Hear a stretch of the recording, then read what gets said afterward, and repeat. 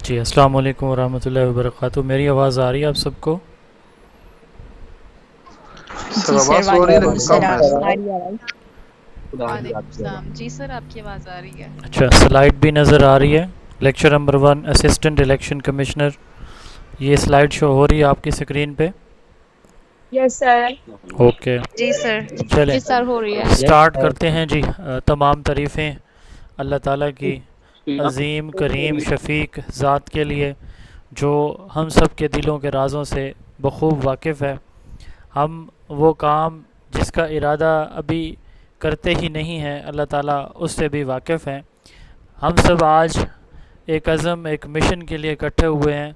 वो है बेहतर रोज़गार की तलाश, और यकीनन कस्बे हलाल या हलाल की कमाई के लिए भाग दौड़ करने वाला, और फिर जब वो हलाल की कमाई कर रहा होता है तो वो अल्लाह का दोस्त बन जाता है। अल्लाह ताला मुझे और आपको हमारे इस अज़म के अंदर, इस मिशन के अंदर कामयाब फरमाएँ।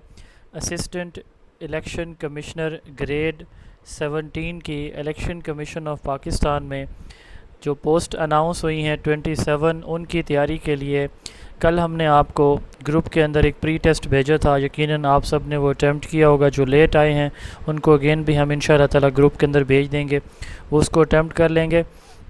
लफ्ज़ प्री टेस्ट का मतलब होता है किसी भी काम को करने से पहले अपना जायज़ा लेना, कि मैं इस वक्त मेरी कहाँ पे स्टैंड कर रहा हूँ, मेरी प्रिपरेशन क्या है, किस हद तक मेरी तैयारी इस पोस्ट के लिए है।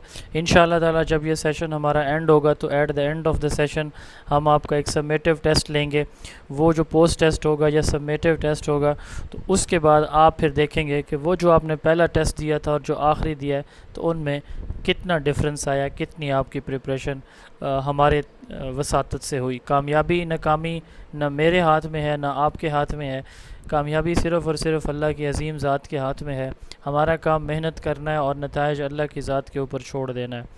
अल्लाह ताला कुरान में फ़रमाते हैं कि जो जितनी मेहनत करता है उसको उतना ही सिला दिया जाता है। इंसान की मेहनत का अल्लाह जायज़ा लेते हैं, ठीक है, और उसकी मेहनत के बकदर फिर उसको इनाम से नवाजते हैं। स्टार्ट करते हैं जी। सबसे पहले मैंने पहले यूट्यूब पे एक वीडियो अपलोड की हुई है, आप में से बहुत से लोगों ने देखी होगी, बहुत से लोगों ने यकीनन नहीं देखी होगी।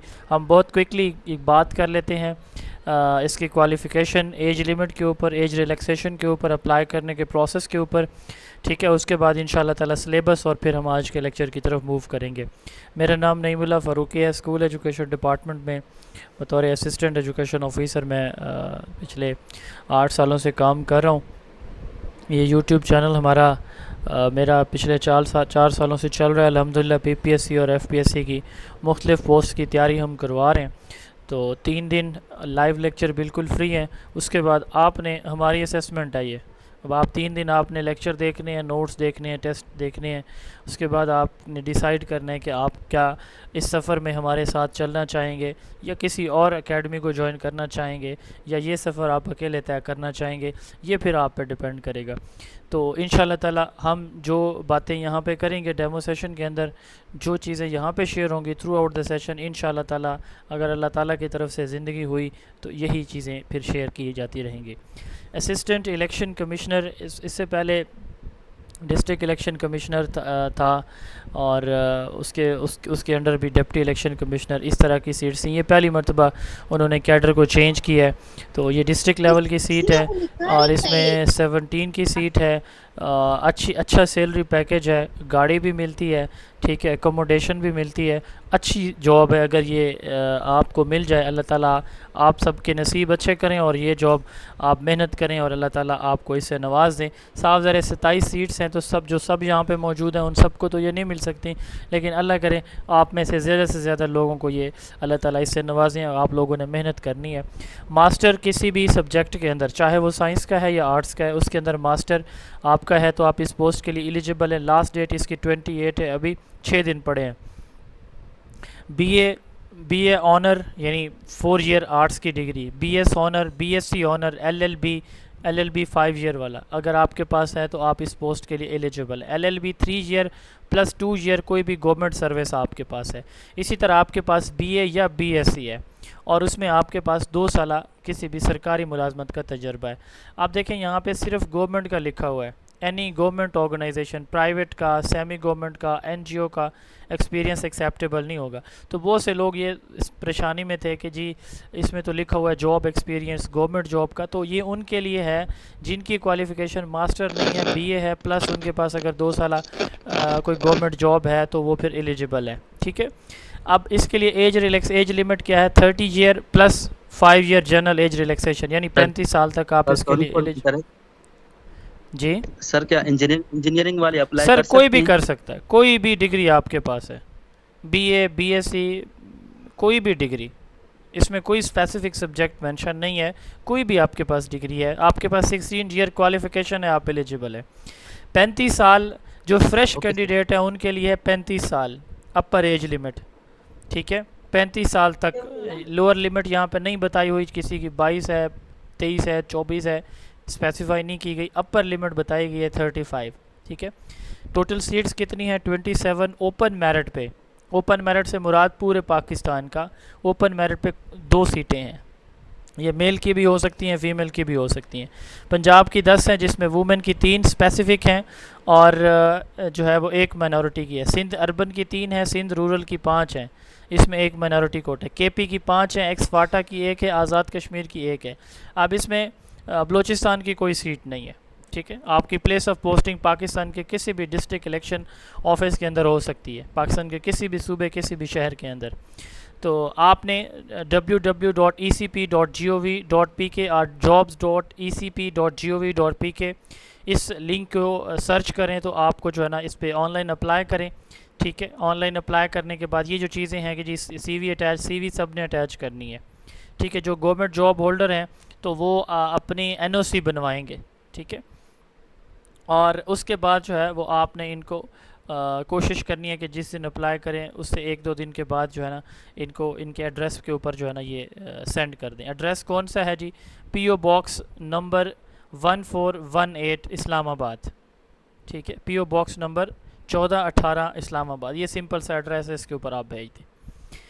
अब एज रिलैक्सेशन, बहुत सारे हमारे गवर्नमेंट जॉब होल्डर ऐसे भी हैं जो अप्लाई करना चाह रहे हैं बट उनकी एज ज़्यादा है।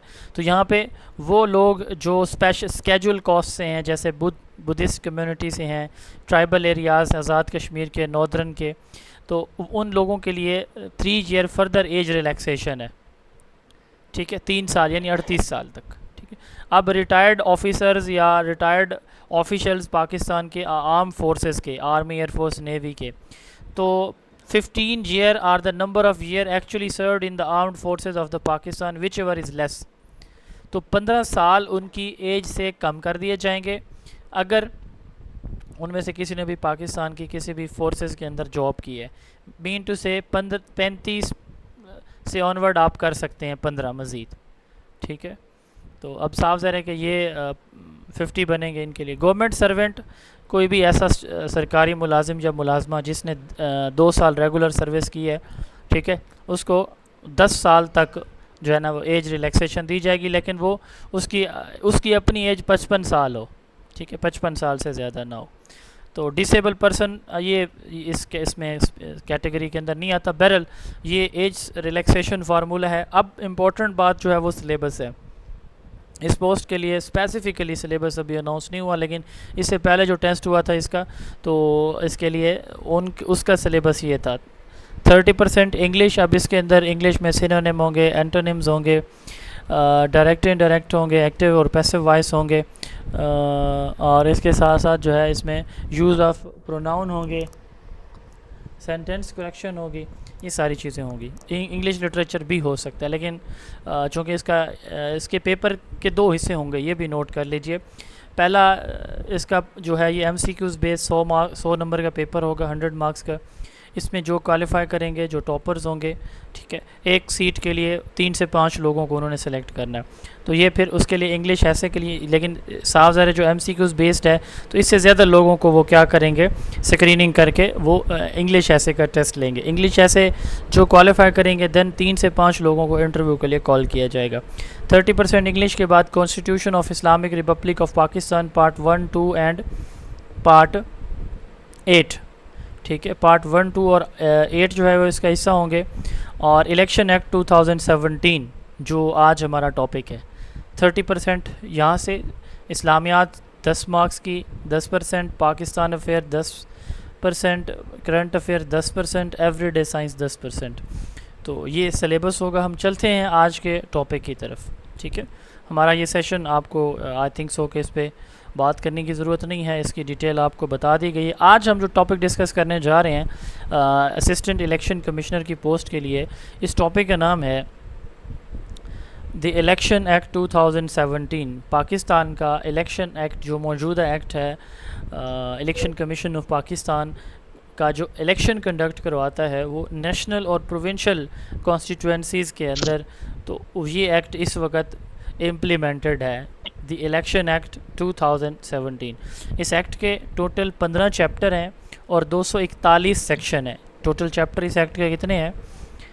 15। और इसके सेक्शन कितने हैं इस एक्ट के? 241। हम इंशाल्लाह ताला 7 से 8 लेक्चर के अंदर ये सारे के सारे सेक्शंस देखेंगे। आप में से जितने भी लोग गवर्नमेंट जॉब होल्डर हैं उनके लिए बहुत ही आसान होगा इनको समझना, क्योंकि उन्होंने कभी ना कभी ये ड्यूटी की होगी। जो नॉन जॉबियन है तो उनको भी इंशाल्लाह ताला हम कोशिश करेंगे कि इजी जो है वे के अंदर उनको चीज़ें क्लियर करें ताकि उनको समझ आ जाए कि इलेक्शन एक्ट ये स्टार्ट होता है जी किसी भी उम्मीदवार की नामजदगी से लेकर इलेक्शन के रिज़ल्ट के जो है वो फाइनलाइजेशन, एक्सेप्टेंस या रिजेक्शन, रिफ्यूज़ल, ठीक है। ये यहाँ से लेकर वहाँ तक सारे का सारा जो इलेक्शन कैसे कंडक्ट किया जाता है, ये बेसिकली इलेक्शन एक्ट ये एक गाइड है जो बताता है कि पाकिस्तान के अंदर इलेक्शन कंडक्ट करने का मुकम्मल प्रोसेस A to Z क्या है। इसमें हम समझेंगे बहुत सिंपल है, थोड़ा सा बस आप लोगों ने अटेंटिव रहना, इंटरेक्टिव रहना सेशन में, तो इंशाल्लाह ताला चीज़ें जो है ना वो आपको समझ आ जाएंगी। कुछ भी मुश्किल नहीं है, कुछ न्यू नहीं है, ये वो सारी चीज़ें हैं जो हम टीवी पे, मीडिया पे खुद ड्यूटीज़ करके ये सारी चीज़ें जो है ना वो हम एक्सपीरियंस करते रहते हैं। टाइटल इसका क्या है? The election act 2017। इसको किसने इम्प्लीमेंट किया, किसने इसको मंजूर किया? मजलिस शूरा जिसको हमारा पार्लियामेंट कहा जाता है। किस डेट को प्रोमलगेट हुआ, इम्प्लीमेंट हुआ? 2 अक्टूबर 2017 को हुआ, ठीक है। और उसी डेट से 2 अक्टूबर से ये जो उसी डेट से जिस डेट को ये एक्ट आया उसी डेट को ये इम्प्लीमेंट भी हुआ। इसका पर्पस क्या है? To change, combine and simplify. Change कहते हैं एक चीज़ मौजूद है उसके अंदर कुछ तब्दीली लेकर आना। कंबाइन किसको कहते हैं? मुख्तलिफ सेक्शंस को, मुख्तलिफ चीज़ों को जोड़ देना। सिंप्लीफाई चीज़ों को सादा कर देना, ठीक है। तो change, combine and simplify all the laws about how election are held in the Pakistan. तो वो जो मुख्तलिफ लाज थे, मुख्तलिफ डॉक्यूमेंट थे, उन सब को इकट्ठा करके एक एक्ट बना दिया गया है। इसको हम क्या कहते हैं? Election act 2017। यहाँ से थोड़ा सा समझ लें, एक होता है कॉन्स्टिट्यूशन, एक होता है लॉ, एक होता है एक्ट, ठीक है, एक होता है रूल। रूल कहते हैं किसी भी प्रोसेस को, किसी भी काम को करने का जो तरीक़ाकार होता है उसको रूल कहा जाता है, ठीक है। अब जो उसके बाद उसके ऊपर होता है लॉ, ठीक है, ठीक है। लॉ के ऊपर आता है एक्ट, एक्ट के ऊपर आता है कॉन्स्टिट्यूशन, ठीक है। तो कॉन्स्टिट्यूशन ब्रॉडर है। कॉन्स्टिट्यूशन आपको पता है पूरी स्टेट के हर डिपार्टमेंट का कॉन्स्टिट्यूशन किसका होता है? आपकी पूरी रियासत के हर डिपार्टमेंट का, हर एक एरिया से रिलेटेड कवायद और ज़वाबित जिसमें हकूक़ और फ़राइज़, ठीक है, दोनों शामिल होते हैं। पूरी स्टेट के हर डिपार्टमेंट, हर एरिया से रिलेटेड वो आपका कॉन्स्टिट्यूशन होता है। पाकिस्तान का पहला कॉन्स्टिट्यूशन 56 में, फिर 62 में और फिर 73 का है। तो ये कॉन्स्टिट्यूशन होता है। अब उसके बाद आता है जी एक्ट। एक्ट किसको कहते हैं? हमारी प्रोविंशियल असम्बली है या नेशनल असम्बली है, वो इनको हमारे ना किसी भी स्टेट के 3 डिपार्टमेंट्स होते हैं। एक होता है जी मुकन्ना, ठीक है, कानून बनाने वाले, फिर है इंतज़ामिया, उन कानूनों पे अमल दरामद करवाने वाले, और फिर होता है अदलिया, ठीक है। अब अदलिया का काम क्या है? अदलिया का काम है कि अगर कोई मुकन्ना के बनाए हुए कवानीन के मुताबिक अपना जो उनको फॉलो नहीं करता और इंतज़ामिया उनकी रिपोर्ट करती है तो फिर क्या होता है? अदालतें जो है वो अदलिया क्या करती है? उस पर सज़ा जज़ा करती है। तो जो हमारी कानून सा इदारा है उसको क्या कहा जाता है? या तो हमारा पार्लियामेंट है या प्रोविंशियल असम्बलीज़। अब पंजाब से अगर आप हैं तो पंजाब असम्बली, सिंध है तो सिंध असम्बली, अपने 2010 के अंदर ना 18वीं तरमीम आई थी, तो बहुत सारे इख्तियारात सूबों को दे दिए गए थे। 18th amendment constitution of Islamic Republic of Pakistan 2010 के अंदर, तो अब उसमें ये इख्तियारात यहाँ पे आ गए। तो बेसिकली जो एक्ट की हम बात कर रहे थे, अब एक सूबा अपने मामलात हैंडल करने के लिए उसकी जो असम्बली है वो कोई कानून पास करती है तो उसको एक्ट कहा जाता है। इसी तरह हमारी नेशनल असम्बली है, अपर और लोअर हाउस, वो कोई कानून बनाते हैं, ठीक है, तो उसको एक्ट कहा जाता है। अब याद रखिएगा कॉन्स्टिट्यूशन ब्रॉडर है हर एक डिपार्टमेंट के लिए, एक्ट थोड़ा सा उससे नैरोर है, ये किसी एक स्पेसिफिक फील्ड से रिलेटेड है। मिसाल के तौर पर हरासमेंट ऑफ वुमेन एक्ट है, तो ख़वातीन जहाँ पे जॉब कर रही हैं उनसे रिलेटेड है, ठीक है। अच्छा, इसी तरह ज़ारा एक्ट है, छोटे बच्चों की अब्यूज़मेंट केसेस को कंट्रोल करने के लिए जो एक्ट बनाया गया उसको ज़ारा एक्ट, अब वो एक स्पेसिफिक चीज़ है। अच्छा, इसी तरह Punjab free and compulsory education act है कि फ़्री तालीम प्रोवाइड करने के लिए, अब वो भी एक स्पेसिफिक हो गया जी फ़्री तालीम। और आज जो हम पढ़ रहे हैं ये इलेक्शन एक्ट है, इलेक्शन से रिलेटेड है। तो ये जो बेसिकली डेलिब्रेशन या डिसीजन होता है किसका, हमारी कानून साज असम्बलियों का। जहाँ पे चूँकि हम बात करें इलेक्शन एक्ट की तो फेडरल इदारों की बात करेंगे, तो यहाँ मुराद होगा हमारे पार्लियामेंट का। जैसे ऊपर लिखा हुआ भी है, enacted bye the Majlis Shura, the parliament, the upper and the lower house, ठीक है, सेनेट और जिसको नेशनल असम्बली आप बोलते हैं।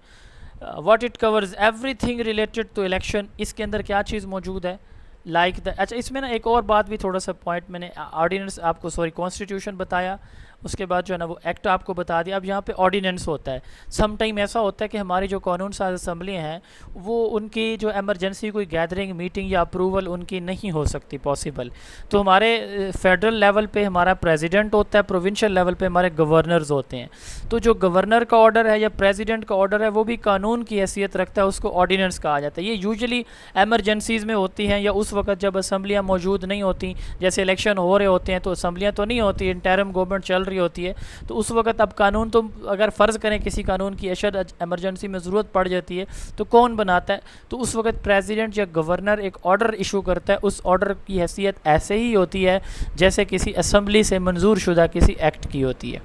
तो ये थोड़ा सा इसमें भी चलें, आप याद रखें, like the election commission, voter list, drawing, voting areas, political parties and more, हर चीज़ इसके अंदर आएगी, ठीक है जी। अब इसका जो पहला सेक्शन है उसके अंदर इंपॉर्टेंट डेफिनीशंस हैं। ये डेफिनीशंस किस चीज़ की हैं, सबसे पहले देखें जी, आलिम। आलिम किसको, कोई भी मुस्लिम रिलीजियस स्कॉलर जिसकी पास 16 ईयर डिग्री है, ठीक है, और 20 ईयर इस्लामिक टीचिंग के अंदर उसका एक्सपीरियंस है, ये आलिम कहलाएगा। अब ये यानी ये सारी टर्म्स आगे यूज़ होंगी हमारे 240 सेक्शंस के अंदर, ठीक है, तो इसलिए हम इनको पहले पढ़ रहे हैं। एक्रेडिटेशन या एक्रेडिटेड बाय, एक्रेडिटेशन कहते हैं अप्रूवल को, मंजूरी को। तो इसको किसने, इसकी मंजूरी किसने दी, स्लाइड मेरी तरफ से तो सर शो हो रही है, अगर किसी को इशू आ रहा है तो एक दफ़ा लीव करके दोबारा ज्वाइन कर लेगा। अगर फिर भी आपको इशू आता है तो बजाय इसके कि आप मुझे कहें कि सर हमें मसला आ रहा है, आपको ग्रुप में नोट्स पहले इसलिए भेजे गए हैं ताकि आप उनको ओपन कर लें, वहाँ पे भी सारी चीज़ें एज़ इट इज़ मौजूद हैं। एक्रेडिटेशन मंजूरी को कहते हैं, ठीक है। अच्छा, यानी कोई भी जो ज़ाब्ता है अब इलेक्शन कमीशन का वो कौन तय करेगा, election commission of Pakistan. Assembly से मुराद क्या है, यहाँ पे नेशनल असम्बली या प्रोविंशियल असम्बलीज़ मुराद होंगी। एसेट से मुराद कोई भी प्रॉपर्टी है जो किसी भी कैंडिडेट, आप देखें ना जी, असासा, उसने असासा जात जो है आसिफ अली जरदारी ने, बिलावल भुट्टो ने, इमरान खान ने, नवाज शरीफ ने, शहबाज शरीफ ने, उमर अयूब खान ने अपने इतने असासा जात शो कराए। माइक प्लीज़ ऑफ रखेंगे। तो एसेट से मुराद ये यही चीज़ होती है कि वो जो प्रॉपर्टी ऑन करता है कैंडिडेट इलेक्शन कॉन्टेस्ट करने के लिए, उसके पास कितनी प्रॉपर्टी मौजूद है, ये उसकी एसेट कहलाती है। अच्छा, ये आप सबसे रिक्वेस्ट है कि प्लीज़ अपने माइक ऑफ रखेंगे। अभी ये एस के नाम से किसका अकाउंट है और अब्दुल माजिद के नाम से, दोनों के माइक आप लोगों के ऑन है, तो ये थोड़ी सी डिस्टर्बेंस मुझे होगी, तो बार बार मुझे माइक आप लोगों के ऑफ़ करने पड़ेंगे, तो फिर साफ ज़ाहिर है कि आप लोग भी परेशान होंगे अगर मीटिंग से निकाला जाएगा आपको, तो इसलिए फिर आप लोग थोड़ा सा एहतियात करेंगे। अगर आप लोगों ने सेशन, आप में से किसी ने नहीं सुनना, बाय द वे उनका लिंक ज्वाइन हो गया तो वो बेशक लीव कर दें ताकि बाकी लोग जो है ना सुकून से सुन सकें। अगर आपको कोई सवाल है तो किसी भी वक्त मुझे रोक के पूछ सकते हैं, कोई बात करना चाहें अपना माइक ऑन करें, आप किसी भी वक्त सवाल कर सकते हैं। लेकिन माइक ऑन, जैसे अभी बच्चों की आवाज़ें आ रही थी, यकीनन 100 के करीब लोग मौजूद हैं, तो इतने लोगों का 2 मिनट का टाइम ज़ाया होना 200 मिनट ज़ाया होने के मुतरादिफ है, तो वो मुझसे यकीनन बर्दाश्त नहीं होगा, तो मैं रोकूँगा। तो बेहतर है कि आप लोग चेक करते रहेंगे। बाय इलेक्शन से क्या मुराद है? अब इलेक्शन 2000 जो हमारा हुआ था, लास्ट इलेक्शन किस साल हुआ है? 24 में हुआ है ना? 24 में हुआ है। आवाज़ आना बंद हो गई है सर, आपका अपना माइक म्यूट हो गया है। चले, अब आ रही है आवाज़? Yes sir. अच्छा, बात मैं ये कह रहा था बाय इलेक्शन। अब जैसे देखें पिछले साल हमारे इलेक्शन हुए हैं, तो इलेक्शन के दौरान कोई भी कैंडिडेट ऐसे भी थे बहुत सारे जिन्होंने एक सीट से 2 इलेक्शन जीते। अब साफ ज़रा उन्होंने एक इलेक्शन जो है एक सीट पे रहना है, दूसरी उन्होंने लेफ़्ट करनी थी। अच्छा, इसी तरह किसी कैंडिडेट की डेथ हो जाती है, ठीक है, कोई कैंडिडेट रिज़ाइन कर जाता है तो वो सीट वेकेंट हो जाती है। तो नेक्स्ट जनरल इलेक्शन से पहले उस सीट पे जो इलेक्शन लिया जाता है उसको बाय इलेक्शन कहा जाता है। ज़िमनी इंतखाब उर्दू में हम इसे बोलते हैं। कैंडिडेट वो शख्स जो इलेक्शन में बतौर उम्मीदवार जो है वो हिस्सा लेता है, कैंडिडेट कहलाता है। कमीशन से मुराद यहाँ पे इलेक्शन कमीशन ऑफ पाकिस्तान है। कमिश्नर से मुराद चीफ़ इलेक्शन कमिश्नर है। इस वक्त जो है वो सिकंदर सुल्तान राजा साहब हैं, ये सामने मौजूद हैं तस्वीर में। कॉन्स्टिट्यूंसी हल्के को कहते हैं। वो हल्का नेशनल असम्बली का भी हो सकता है, प्रोविंशियल असम्बली का भी हो सकता है। Fixed area where people vote to choose their representative. अब ये कोई NA का हल्का है या PP का हल्का है, ये फ़िक्स हो सकता है। उसके बाद है कॉन्टेस्टिंग कैंडिडेट, वो शख्स, अब देखें एक सीट के लिए 10-10, 20-20, 25-25 लोग जो है वो अपने कागजात नामजदगी जमा करवाते हैं, ठीक है, नॉमिनेशन पेपर जमा करवाते हैं। अब उसमें अक्सर ऐसे होता है कि 20 लोगों ने जमा करवाए तो बहुत से लोग एक दूसरे के हक़ में बैठ जाते हैं, वो अपने डॉक्यूमेंट्स वापस ले लेते हैं। लेकिन जो एंड तक लड़ते रहते हैं उन सबको कंटेस्टिंग कैंडिडेट कहा जाता है। जो छोड़ जाते हैं दरमियान से वो शामिल नहीं होते फिर, यानी इस डेफिनेशन में वो फॉल नहीं करते। इलेक्शन एजेंट, एक होता है पोलिंग एजेंट, एक होता है इलेक्शन एजेंट। इलेक्शन एजेंट जो है ना पूरी उस कॉन्स्टिट्यूंसी का होता है, ठीक है। यानी मिसाल के तौर पर अब NA 91 है तो NA 91 का जो एजेंट होगा ये पूरे इलेक्शन, उसमें 20 हल्के हैं, 120 हल्के हैं, 120 पोलिंग स्टेशन है, तो वो उन सब का एजेंट होगा, किसी एक उसका नुमाइंदे का, रिप्रेजेंटेटिव का, किसी पार्टी के नुमाइंदे का, ठीक है। ये किसी भी उस पर जा सकता है अपना वो लेके, कार्ड लेके, ठीक है। एक होता है पोलिंग एजेंट, वो आगे हम देखेंगे, वो सिर्फ एक पोलिंग स्टेशन का जो एजेंट होता है उसको पोलिंग एजेंट कहा जाता है। Election expenses, all the money spent for the election before, during और आफ्टर। इलेक्शन से पहले, दौरान या बाद में जितना भी खर्च किया जाता है इलेक्शन एक्सपेंसेस कहलाते हैं। मिसाल के तौर पर includes the things like gifts, loans और मनी गिवन टू अदर्स। ये सारे जो है ना वो इलेक्शन एक्सपेंसेस हैं। अगर किसी को गिफ्ट देते हैं, लोन देते हैं या कुछ भी, ठीक है, तो सिक्योरिटी की मद में जो इसमें पे किया जाएगा वो यहाँ पे इलेक्शन एक्सपेंसेस में नहीं आएगा। इलेक्टोरल एरिया से मुराद क्या होता है? जहाँ पे जो है वो हल्का बंदी की जा रही है, ठीक है। अब मिसाल के तौर पर बाज़ औक़ात ये ऐसा भी होता है कि हमारे सिटीज़ के अंदर ना वो एक हल्का बंदी की जाती है कि ये पोलिंग स्टेशन इस पोलिंग स्टेशन का एरिया है, ये अगले पोलिंग स्टेशन का है, ये अगले पोलिंग स्टेशन का है। इसको इलेक्टोरल एरिया बोला जाता है। विलेज, अब साफ ज़रा गांव की तो बाउंड्री लिमिटेड होती है तो उसमें तो इतना मसला नहीं होता। शहरों में कोई स्पेसिफिक स्ट्रीट सेलेक्ट कर ली जाती है, कोई वार्ड सेलेक्ट कर लिया जाता है, या फिर उसका क्लियरली हिस्सा मार्क कर दिया जाता है कि ये इस एरिया से लेकर इस एरिया तक ये एक जो है वो पोलिंग स्टेशन है, पोलिंग स्टेशन का एरिया, इसको इलेक्टोरल एरिया कहा जाता है। इलेक्शन ऑफिशल्स, वो लोग जो इलेक्शन कंडक्ट करवाते हैं, प्रिजाइडिंग ऑफिसर से लेकर रिटर्निंग ऑफिसर तक या डिस्ट्रिक्ट रिटर्निंग ऑफिसर तक, सारे के सारे इलेक्शन ऑफिशियल कहलाते हैं। इलेक्टोरल रोल, जो वोटर लिस्टें होती है ना एक उसकी पोलिंग स्टेशन की, उनको इलेक्टोरल रोल कहा जाता है। इलेक्टोरल एरिया, जिस जगह पोलिंग स्टेशन बन रहा है वो इलेक्टोरल एरिया कहलाता है। उस जगह पे मौजूद जितने भी वोटर हैं उनके मुकम्मल वोटर लिस्ट, ये इलेक्टोरल रोल कहलाती है। Government dues, money that someone still has to pay to the government.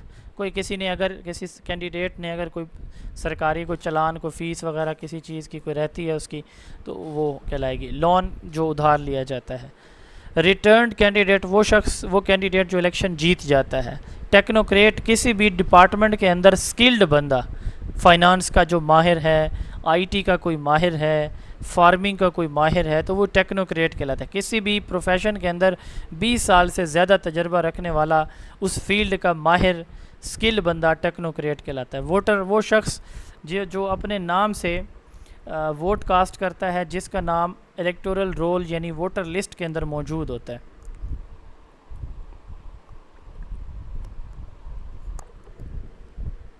नीचे ये तस्वीर हैं, इनको आई थिंक सो कि डिस्कस करने की ज़रूरत नहीं है, ये सारी चीज़ों से आप लोग गुजरे हुए हैं।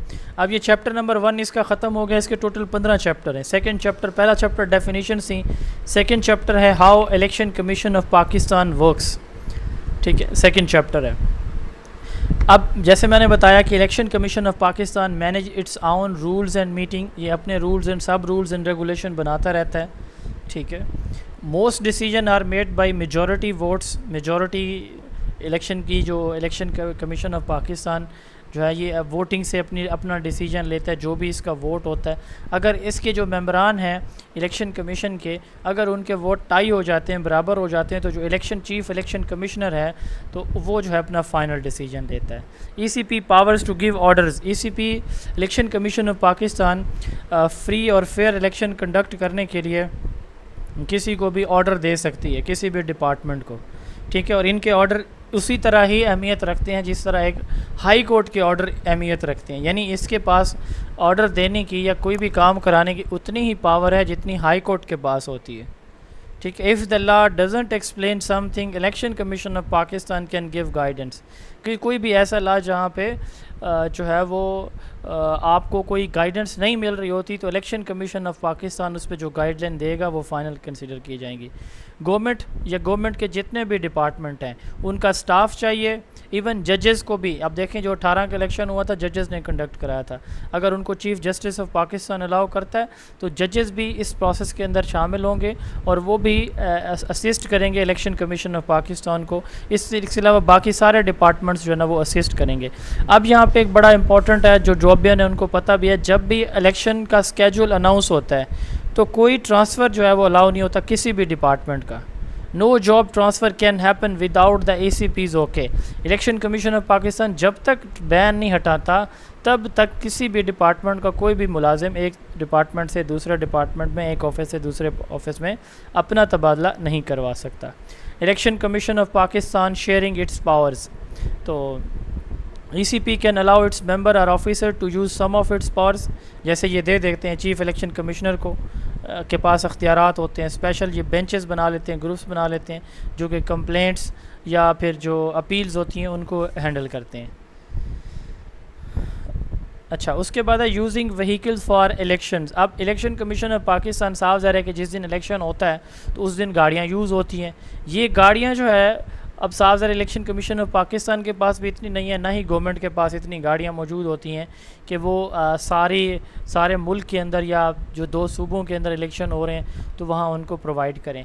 तो ये है व्हीकल्स जो है वो ट्रांसपोर्टेशन के लिए हायर की जाती हैं, ठीक है। ये लेकिन ये किसी भी कंटेस्टिंग कैंडिडेट की गाड़ियाँ व्हीकल्स यूज़ नहीं की जा सकती बाय रूल्स, ठीक है। जो भी गाड़ी का ऑनर होगा, प्राइवेट होगा, साफ ज़ाहिर है उसको फेयर जो है वो पे किया जाएगा और फेयरली किया जाएगा, ठीक है। तो अगर कहीं पे कोई मसला आता है तो जो इलेक्शन कमीशन के जो डिस्ट्रिक्ट रिप्रेजेंटेटिव हैं वो फिर न्यूट्रल डिसीजन करेंगे। Keeping election fair, election commission of Pakistan का काम क्या है? Election commission can stop polling. अब कब ये कर सकता है, इलेक्शन प्रोसेस को रुकवा सकता है अगर कहीं पे कोई चीटिंग, वायलेंस या प्रेशर हो रहा है, ठीक है। तो if it can check the wrongly rejected votes and give fair instruction. अगर किसी जो प्रिजाइडिंग ऑफिसर है, प्रिजाइडिंग ऑफिसर का पता है आप सबको क्या होता है? जी, प्रिजाइडिंग ऑफिसर क्या होता है, रिटर्निंग ऑफिसर क्या होता है, इनका पता है सबको? जी, कोई बता सकता है?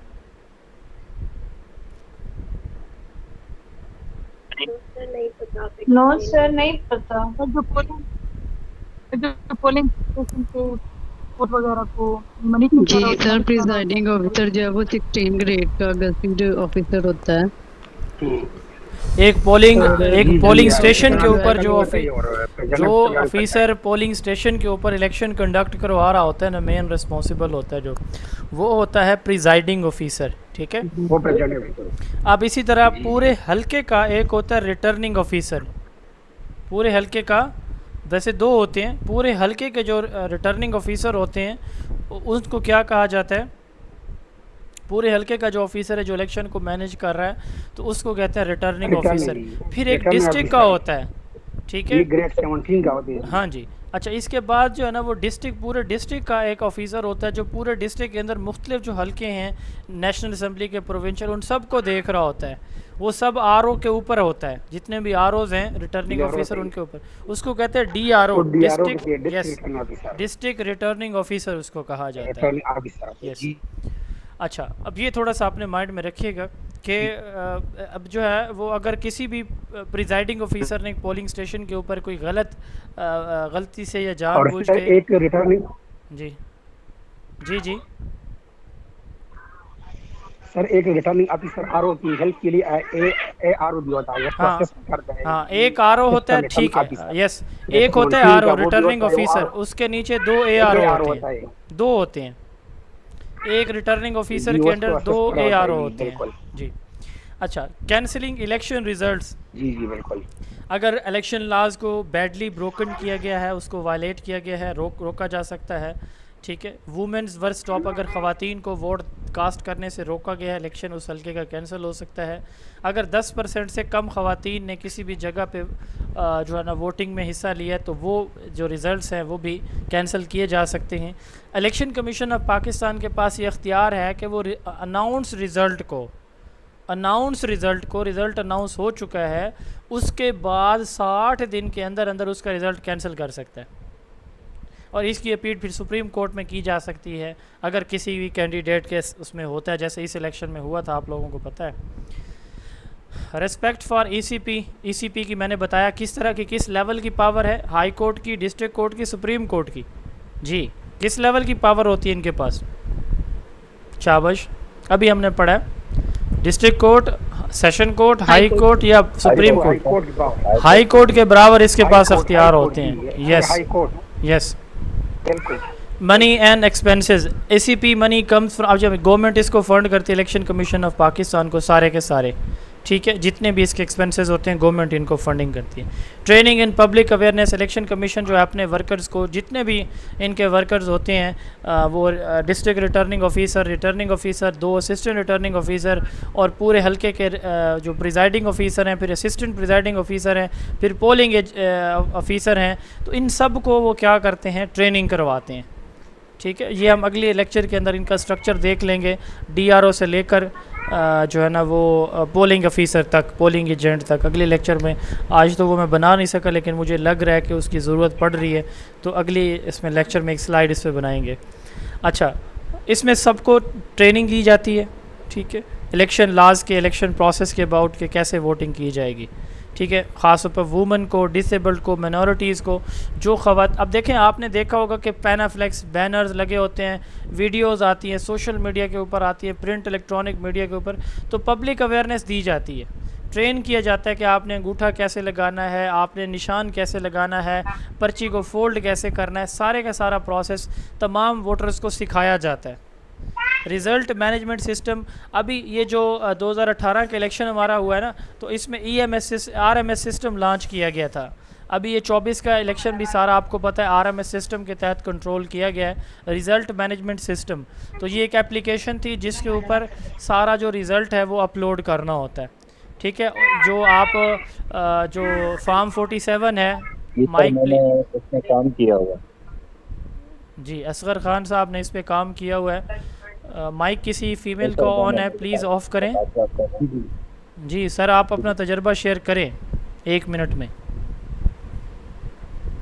जी जी सर, क्या किस चीज़ का तजुर्बा किया? बिल्कुल सर, 2018 में PCC की का जो आया था, आरटीएस आया था, आरटीएस में भी मैंने काम और अभी जो इवेंट मैनेजमेंट सिस्टम था उसमें भी काम किया है। जी बिल्कुल, मैंने खुद 2 साल बल्कि 3 दफ़ा मैं प्रिजाइडिंग ऑफिसर रहा हूँ, तो मैंने भी इसको यूज़ किया। ECP will use a clear fast system to share election result. इस पे जो फॉर्म 47 है उसकी जो है वो पिक्चर भेजी जाती है, ठीक है, और उस पर जो कैंडिडेट्स ने जितने वोट्स लिए होते हैं उनका भी मैनुअली वहाँ पे इंदराज करना होता है, और इसके साथ साथ फिर जो है ना उसकी फ़ोटो फॉर्म 47 की साइन शुदा की जो है, जो फॉर्म 47 क्या होता है, वो वोटिंग का जो मेन फॉर्म होता है वो 47 होता है। उस पर किस कैंडिडेट ने कितने जो है ना वो लिए हैं, वोट लिए, ये मैं आपको दिखा दूंगा। मेरे पास जो मैंने रिज़ल्ट बनाए थे पढ़े हैं, तो इंशाल्लाह मैं आपको दिखा भी दूंगा कि कैसे ये बनाया जाता है। तो ये इसमें वो रिज़ल्ट जो है वो शेयर किया जाता है रिज़ल्ट मैनेजमेंट सिस्टम एक ऑनलाइन एप्लीकेशन के थ्रू। ये इलेक्शन कमीशन ऑफ पाकिस्तान की वेबसाइट पे जाता है direct. Planning before election, election conduct होने से पहले क्या क्या प्लान किए जाते हैं, 4 महीने पहले सारा प्रोसेस मुकम्मल कर लिया जाता है। 4 महीने, कितना, 4 महीने पहले। वोटिंग एरियाज़ कौन कौन से, यानी हल्का बंदियाँ कर ली जाती हैं, ठीक है। वोटर लिस्ट अपडेट कर दी जाती है हर हल्के की। पॉलिटिकल पार्टीज़ की रजिस्ट्रेशन मुकम्मल कर ली जाती है। बैलेट पेपर जो है वो प्रिंट कर लिए जाते हैं, ठीक है। ट्रेनिंग, स्टाफ को ट्रेनिंग दे दी जाती है। सिक्योरिटी और टेक्नोलॉजी को ओके कर दिया जाता है। रिज़ल्ट शेयरिंग सिस्टम बना लिए जाते हैं। तो ये सारे के सारे प्रोसेस जो है 7 के 7 स्टेप्स ये प्लानिंग के अंदर आते हैं। ये इलेक्शन जो है election commission of Pakistan election conduct कराने से 4 महीने पहले मुकम्मल करता है। हैंडलिंग कंप्लेंट्स, तो अगर कोई कंप्लेंट करता है तो विद इन 7 डेज़ जो है ना वो उसको क्या किया जाता है, people can complain with in the 7 days, 7 दिन के अंदर अंदर आप कोई भी कंप्लेंट कर सकते हैं। और election commission of Pakistan election day से पहले पहले, यानी ये हैं मिसाल के तौर पर किसी का एरिया गलत सेलेक्ट हो गया पोलिंग स्टेशन, अब ऐसे होता है बाज़ औक़ात वो किसी और एरिया में आती है, लोकेशन किसी और पोलिंग स्टेशन में आती है, गलती से वो जो है वो इंक्लूड हो जाती है किसी और जगह पे, तो वो लोग फिर कंप्लेंट करते हैं कि जी ये हम पोलिंग स्टेशन हमारे घर से 10 मीटर के फासले पे है, जहाँ पे हमारा नाम है वो 4 किलोमीटर के फासले पे है। गाँव देहातों में ऐसे होता है, वहाँ पे दूर दूर होते हैं पोलिंग स्टेशन, तो ये होता है। तो विद इन 7 डेज़ जो है वो जब ये लिस्टें फ़ाइनल होती हैं तो वो कंप्लेंट कर सकते हैं। तो with in 30 days election commission of Pakistan जो है ना इस पर जो है वो फ़ैसला लेता है। अगर विद इन 30 डेज़ नहीं ले सकता तो एटलीस्ट जो इलेक्शन के डे से पहले पहले उस पर फ़ाइनल जो भी डिसीजन लेना होता है वो ले लेते हैं। Annual report, election commission of Pakistan हर साल जो है ना वो अपनी एनुअल रिपोर्ट देता है, ठीक है। It will send the report to federal provincial governments, ठीक है, कि अब जो भी उसकी अप टू डेट रिपोर्ट है हल्का बंदियों के हवाले से, वोटर लिस्टों के हवाले से, ये अपडेट होती रहती हैं। साफ ज़रा लोग जो है ना वो अल्लाह ताला की तरफ से ज़िंदगी और मौत जो है वो अमानत है हमारे पास, तो आते भी रहते हैं जाते भी रहते हैं। 18 साल से ज़्यादा उम्र के लोग होते भी रहते हैं और 18 से लेकर वो एंड तक बहुत से लोग अल्लाह ताला को भी प्यारे होते रहते हैं, तो चीज़ें फिर अपडेट होती रहती हैं। तो ये एनुअल रिपोर्ट भेजते हैं गवर्नमेंट को, ठीक है, वोटर्स के हवाले से, वोटर लिस्टों के हवाले से। उसके बाद है जी अगला सेक्शन जी, who delimits the constituency. Constituency मैंने बताया है कि बाउंड्री होती है किसी भी हलके की, वो नेशनल असम्बली का है, एनए की सीट है या किसी प्रोविंशियल असम्बली की पीपी की सीट है। तो national assembly, local government, provincial assemblies की जो एरिया की बाउंड्री बनाना, बाउंड्री फाइनल करना, ये किसका काम है, कौन करता है, इलेक्शन कमीशन ऑफ पाकिस्तान करता है, ठीक है। ये किसकी ज़िम्मेदारी है, इलेक्शन कमीशन ऑफ पाकिस्तान की। अच्छा, ये जो बाउंड्रीज़ हैं ये किस बुनियाद पे की जाती हैं, ये पॉपुलेशन की बेस पे की जाती हैं, ठीक है। कॉन्स्टिट्यूएंसी हल्का बढ़ भी सकता है, कम भी हो सकता है। आबादी बढ़ गई हल्के बढ़ जाएंगे, आबादी कम हो गई हल्के कम हो जाएंगे। तो ये डिपेंड करता है किस चीज़ के ऊपर, पॉपुलेशन के ऊपर, हल्के की जो हल्के बनाए जाते हैं। अब हमें कैसे पता चलता है कि जी पॉपुलेशन कितनी बढ़ी है या कम हुई है, तो हमारे पास मरदमशुमारियात का रिज़ल्ट आता है। तो हर मरदमशुमारी के ऑफिशियल रिज़ल्ट के बाद हल्का बंदियाँ की जाती हैं। अभी 23 के अंदर आपको पता है पाकिस्तान का 7th डिजिटल जो है वो सेंसस हुआ है, जिसके रिज़ल्ट पे हम बात नहीं करेंगे कि वो किस तरह बनाए गए हैं। बहरहाल उसकी बेस पे फिर नई हल्का बंदियाँ हुई थी जो आपका 24 का इलेक्शन हुआ है। उसके बाद है जी section 18 number of seats.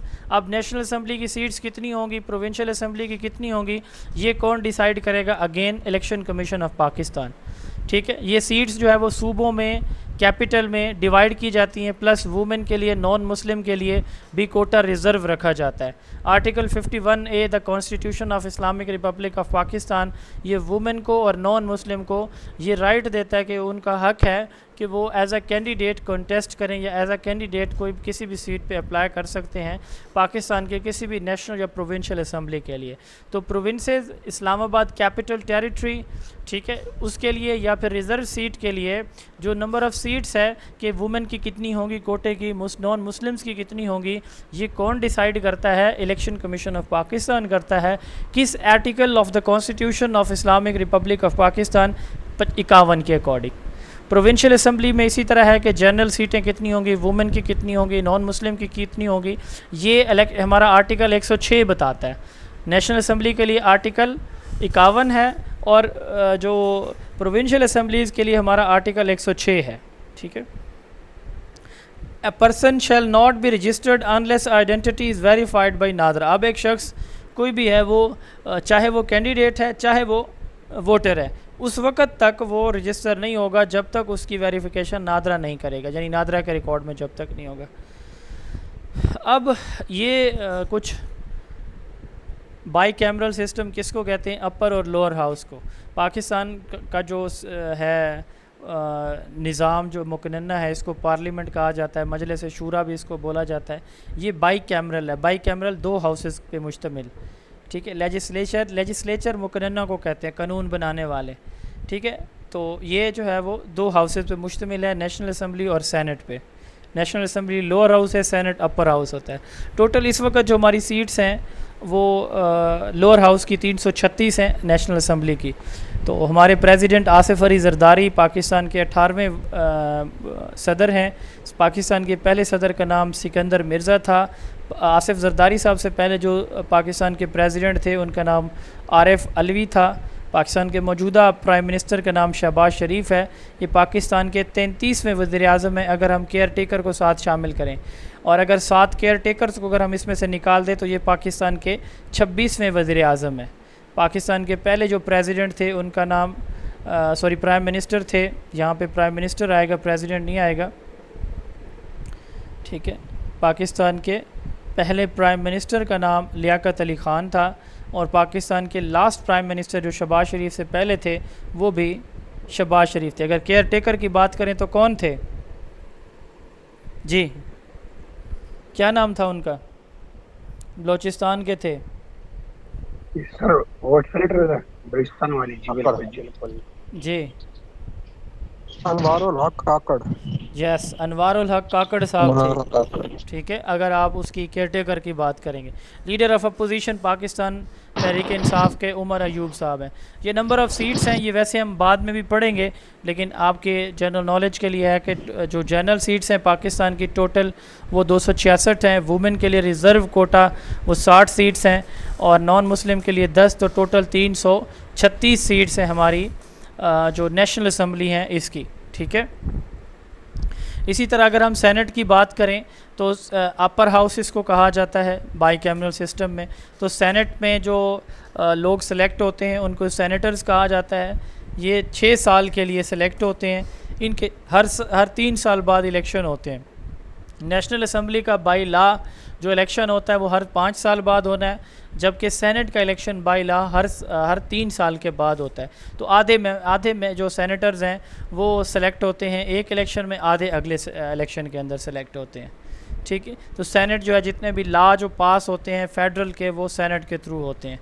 Senate जो है can not be dissolve according to the constitution. आपको पता है नेशनल असम्बली डिज़ोल्व हो सकती है, सेनेट जो है वो डिज़ोल्व नहीं हो सकता।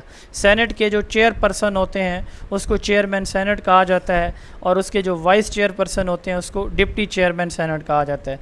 हमारे सेनेट की इस वक्त टोटल 96 सीट्स हैं। चेयरपर्सन या चेयरमैन सेनेट सैयद यूसुफ रज़ा गिलानी साहब हैं, डिप्टी चेयरमैन सैदाल ख़ान साहब हैं, ठीक है। The leader of the house Ishaq Dar हैं, और लीडर ऑफ़ द अपोजिशन जो है वो क्या नाम है इनका, सैयद शिबली फराज PTI के हैं, ठीक है। ये कुछ इन्फॉर्मेशन थी। अब ये जो है कंपोजिशन ऑफ सेनेट है कि सेनेट में किसकी कितनी जनरल सीट्स जो हैं वो सेनेट की कितनी है 58 है, ठीक है। टेक्नोक्रेट्स या उलमा की 17 हैं, टेक्नोक्रेट और उलमा वो हमने पहले पढ़ा था। उलमा भी 20 साल तजर्बाकार हो, टेक्नोक्रेट अपनी फील्ड के अंदर 20 साल स्किल रखता है तो वो टेक्नोक्रेट माना जाएगा। जैसे इसहाक डार इस वक्त सेनेटर भी हैं, लीडर ऑफ द हाउस भी हैं, और ये टेक्नोक्रेट सीट पे मौजूद हैं। ये टेक्नोक्रेट वाली सीट इन्होंने संभाली हुई है। इसी तरह वुमेन के लिए रिज़र्व सीट्स जो है वो 17 हैं, नॉन मुस्लिम के लिए टोटल जो है वो 4 सीट रिज़र्व हैं, 96 सीट्स हैं टोटल। पाकिस्तान में जब पाकिस्तान 14 अगस्त 1947 को पैदा हुआ था तो 14 अगस्त से मार्च 1956 तक पाकिस्तान का अपना कॉन्स्टिट्यूशन नहीं था। India act 19 government of India act 1935 1935 ये यहाँ पे इम्प्लीमेंट रहा था। फिर 23 मार्च 1956 को पाकिस्तान का पहला जो है वो जो कॉन्स्टिट्यूशन है वो आया, और वो पार्लियामेंट्री निज़ाम था, पार्लिमानी निज़ाम था, वफाकी पार्लिमानी निज़ाम, यूनिकैमरल, नेशनल असम्बली पे मुश्तमिल। फिर सेकंड कॉन्स्टिट्यूशन आया 1962 के अंदर, इसमें प्रेसिडेंशियल फॉर्म ऑफ गवर्नमेंट जो है unicameral, again presidential form of government, इसको रेकमेंड किया गया। फिर 1973 का जो हमारा मौजूदा कॉन्स्टिट्यूशन है ये आया, और इसके मुताबिक बाई कैमरल लेजिस्लेचर है, यानी नेशनल असम्बली और सेनेट अपर और लोअर हाउस पे मुश्तमिल। ठीक है, ये नंबर ऑफ़ सीट्स हैं जी। आगे प्रोविंसेस के लिए कि बलूचिस्तान की टोटल जो नंबर ऑफ़ सीट्स हैं वो 65 हैं। अच्छा, इसी तरह खैबर पख्तूनख्वा की टोटल जो नंबर ऑफ़ सीट्स हैं प्रोविंशियल असम्बली की वो हैं जी 145, पंजाब की 371 और सिंध की 168। ये प्रोविंसेस के अंदर जो उनकी सीट्स हैं। आगे इनकी फ़र्दर डिवीज़न अगर आप देखना चाहें तो ये मैंने सारा टेबल इसके अंदर ऐड किया हुआ है, नोट्स आपके पास मौजूद हैं, ये आपने एक दफ़ा एक नज़र देख लेना है। अच्छा, उसके बाद है how the constitution are divided, constituencies are divide, constituency को कैसे डिवाइड किया जाता है। अब इसमें ये याद रखिएगा कॉन्स्टिट्यूंसी के लिए कोई डिस्ट्रिक्ट की बाउंड्री होना लाजमी नहीं है। कोशिश किया जाता है कि एक हल्के को एक डिस्ट्रिक्ट के अंदर ही रखा जाए, लेकिन अगर वो आउट ऑफ डिस्ट्रिक्ट जाता है तो कोई उसमें पाबंदी नहीं होती। ठीक है, each province is divided into as many constituencies as it has the general seats. जैसे मैंने बताया कि आर्टिकल 51 जो है ना वो उसमें हम क्या करते हैं कि नेशनल असम्बली की सीट्स बताते हैं कि नेशनल असम्बली की कितनी सीट्स होंगी। आर्टिकल 106 प्रोविंशियल असम्बली की सीट्स के लिए है। अब इसमें हम ये देखते हैं कि आर्टिकल जो हमारा है 51 इसके मुताबिक कि अब पंजाब के अंदर जो है ना वो पॉपुलेशन कितनी है तो टोटल नंबर ऑफ़ सीट्स कितनी बनेंगी। इस्लामाबाद को भी इसी तरह डिवाइड किया जाता है। इसी तरह जो है ना वो मेल या मैन हैं, वुमेन हैं या फिर नॉन मुस्लिम हैं तो उनको भी ऐसा ही। Each province is treated as a one large constituency for its reserve women seats. National assembly की सीट्स के लिए अब जैसे अगर आप ये देखें, इसमें अगर आप ये देखें ना तो ये लिखा हुआ है जी Balochistan general seat 16, women seat 4, non Muslim 0। ठीक है, अब यहाँ पे बात ये है कि वुमेन्स को के लिए सीट्स के लिए पूरे सूबे की बात है कि पूरे सूबे से 4 फीमेल होंगी। पंजाब की अगर आप बात करें तो 32 होंगी पूरे सूबे से नेशनल असम्बली की। ठीक है, तो ये बात यहाँ पे लिखी हुई है कि each province is divided into as many constituencies as it has general seats. अच्छा, इसी तरह each province is treated as a one large constituency for its reserve women seats. हर एक एरिया को स्पेसिफाई कर दिया गया है कि उसकी वुमेन की सीट्स टोटल कितनी होंगी। जैसे हमने यहाँ पे बात की है कि देखें यहाँ पे सेनेट की जो है टोटल 17 है, अगर आप उसकी बात करें तो यहाँ पे वुमेन की टोटल 60 सीट्स हैं। ठीक है, 32 पंजाब की, 14 सिंध की, 4 बलूचिस्तान की और 10 KPK की। तो ये पूरे सूबों के दे दी जाती हैं। अब वहाँ सूबे से जहाँ से मर्ज़ी जिस हल्के से कोई खातून आ रही है तो वो आ सकती है। अब सूबों की नॉन मुस्लिम की बात करते हैं तो इसमें होल कंट्री है। अब ये देखें ना, the whole country is treated as one constituency. मैं वापस आता हूँ, इसमें देखें तो कहीं पे नहीं लिखा हुआ कि इस सूबे की इतनी है, इसकी इतनी है। ये बात की गई है कि वुमेन की सीट रिज़र्व करने के लिए जो है ना वो हर सूबे को एक कोटा दिया गया है, 4, 10, 32, 14। नॉन मुस्लिम के लिए ये फार्मूला नहीं है, वो पूरे पाकिस्तान से उनका 10 सीट्स हैं, वो पूरे पाकिस्तान में एक ही सूबे से ये 10 हो सकती हैं। ठीक है, 2 सूबों से हो सकती हैं, 2 से ना हो, ये कहीं से भी 10 हो सकती हैं, एक से भी 10 आ जाए, नो इशू। तो ये थोड़ा पॉइंट नोट कीजिएगा। Reserve seat for non Muslim, ये हमने कहा कि होल पूरे मुल्क से। प्रोविंशियल असम्बलीज़ के लिए देखें, हमने बात थोड़ी देर पहले की, 106 आर्टिकल हमारा बताता है, ठीक है। प्रोविंस एक सिंगल कॉन्स्टिट्यूंसी है, इसमें वुमेन और नॉन मुस्लिम। ये अब पंजाब असम्बली की बात की जा रही है, ठीक है। ये अब बात की जाएगी सिंध असम्बली की। अब इसमें जो रिज़र्व सीट्स हैं वो होंगी, क्योंकि अब एक सूबे की बात आ गई है ना। अब इसमें तो वो अब जनरल नहीं कर सकते। इसमें आप देखें कि नॉन मुस्लिम का कोटा भी आपको आगे नज़र आएगा, वुमेन का भी आएगा, इसका सॉरी ये वाला नॉन मुस्लिम का भी आ रहा है, वुमेन का भी आ रहा है। तो इसमें हम ये बात कर रहे हैं कि इसमें प्रोविंस एक सिंगल कॉन्स्टिट्यूंसी है वुमेन और नॉन मुस्लिम के लिए, ठीक है। अगर कहीं लोकल इलेक्शन हो रहे हैं तो फिर लोकल जो लाज हैं उनको भी हम देखते हैं, लोकल हलकलबंदियाँ भी करते हैं फिर हम। उसके बाद है जी section 20 rules principles for the delimiting. Delimiting से मुराद बाउंड्री फिक्स करना। हम कहते हैं कम्पैक्ट एरिया होना चाहिए। कम्पैक्ट एरिया ऐसा जो डिस्पर्स्ड एरिया ना हो। अब जैसे पहाड़ी इलाके होते हैं, ठीक है। अब कुछ दो इलाकों के दरमियान, दो पहाड़ियों के दरमियान आ जाता है जी 20 किलोमीटर का फासला, ठीक है। तो अब ये नहीं देखा जाएगा कि अब वहाँ पे अगर 15 या 20 लोग मौजूद हैं या कोई एक पोलिंग स्टेशन वहाँ पे मौजूद है तो इतने उस एरिया को आगे स्प्रेड करके ले जाए उसको फिर किसी नियरेस्ट जो उसका कोई हल्का लग रहा है उसमें शिफ्ट कर दिया जाता है। तो कम्पैक्ट एरिया से ये मुराद है। ये पॉपुलेशन की बेस पे होती हैं, ठीक है। ये डिलिमिटेशन जो होती है या बाउंड्री फिक्स करना, ठीक है। Keeping in mind the geography, existing boundaries, transport and जो कन्वीनियंस है, सारी चीज़ों को देखते हुए ये डिसाइड किया जाता है। तो पॉपुलेशन डिफरेंस आप ये देखें, दो कॉन्स्टिट्यूंसीज़ का पॉपुलेशन डिफरेंस 10% से ज़्यादा नहीं होना चाहिए। मिसाल के तौर पर एक हलके के अंदर 90,000 लोग आ रहे हैं तो दूसरे में अगर 1 लाख हैं तो चल जाएगा। ये नहीं होगा एक के पास 90,000 हैं, एक के पास 120,000 होंगे, ये नहीं होगा। 1,20,000 ये नहीं होगा, ठीक है। कुछ सूरतें ऐसी हो सकती हैं, मिसाल के तौर पर अब जो बॉर्डर एरियाज़ के करीब करीब हमारे हैं कि उसके आगे कोई हल्का भी नहीं बन सकता, ठीक है। और उस हल्के के लोग जो है ना वो दूसरे हल्के से बहुत दूर हैं, तो इस कुछ रीज़न किसी हद तक जो है वो एक्सेप्टेबल भी होती हैं। स्पेशल केसेस के अंदर इग्नोर किया जा सकता है। इन स्पेशल केसेस डिस्ट्रिक्ट बाउंड्रीज में बी इग्नोर्ड। अब ये बात मैंने जैसे पहले बताई है कि ये नहीं है कि ये हल्के सिर्फ डिस्ट्रिक्ट के अंदर है। बाज़ औक़ात डिस्ट्रिक्ट से बाहर भी, तहसील से बाहर भी हल्का चला जाता है, ठीक है। तहसील तो चलें डिस्ट्रिक्ट में आती है, तो ज़िला से बाहर भी बाउंड्री किसी हद तक कोई 1, 2, 4 पोलिंग स्टेशन आ जाते हैं सम टाइम। उसके बाद पब्लिक इनपुट एंड रिपोर्ट्स, तो ये लोगों के फीडबैक भी लिया जाता है। इंक्वायरीज, एविडेंस, ठीक है।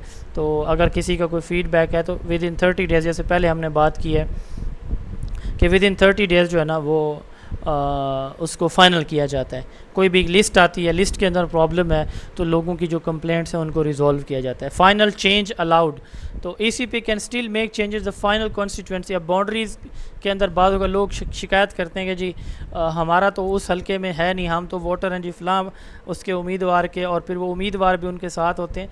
तो ये आपको पता है कि लास्ट आखिरी 4 महीनों में, मिसाल के तौर पर अभी महीना कौन सा चल रहा है जी, अभी जून चल रहा है कि दिसंबर चल रहा है?